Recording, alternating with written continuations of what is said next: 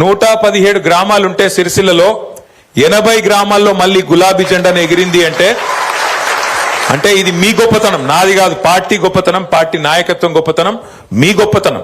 ఎందుకు అంటే ఇవాళ పార్టీ అంత బలంగా ఉంది కాబట్టి క్షేత్రంలో అధికారంలో ఇంకొకరు ఉన్నా, కాంగ్రెస్ ఉన్నా, ఇక్కడ మాత్రం కేసీఆర్ గారి మీద ఉన్న ప్రేమ, కేసీఆర్ గారి మీద ఉన్న నమ్మకం, గులాబీ కండువా గులాబీ జెండా మీద ఉన్న ప్రేమతో 80 మందిని మనోళ్ళని గెలిపించినందుకు సిరిసిల్ల ప్రజలకు హృదయపూర్వకంగా నేను శిరస్సు వంచి వారికి ధన్యవాదాలు తెలియజేస్తున్నా. కాకపోతే మరి సర్పంచ్ ఎలక్షన్ లెక్క నన్ను అడిగితే లెక్క కూడా చెప్తా, ఎందుకంటే కొన్ని అనుమాన పక్షులు ఉంటాయి, వాళ్ళకి చెప్పాలి. ఎల్లారెడ్డిపేటలో మనం 14 గెలిచినాం, కాంగ్రెస్ 9 గెలిచింది, బీజేపీ ఒక 3 గెలిచింది.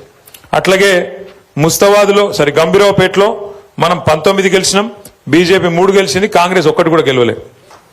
అట్లాగే మనకు ముస్తాబాద్లో మనం 16 గెలిచినాం, కాంగ్రెస్ 3 గెలిచింది, బీజేపీ ఒక 3. మీరు చూస్తే తర్వాత వీర్నపల్లిలో మనం 11, కాంగ్రెస్ 4, 1-2 ఇండిపెండెంట్. తంగళ్లపల్లిలో మనం 20. మొత్తం చూస్తే 80 సర్పంచులు మనం గెలుచుకున్నాం.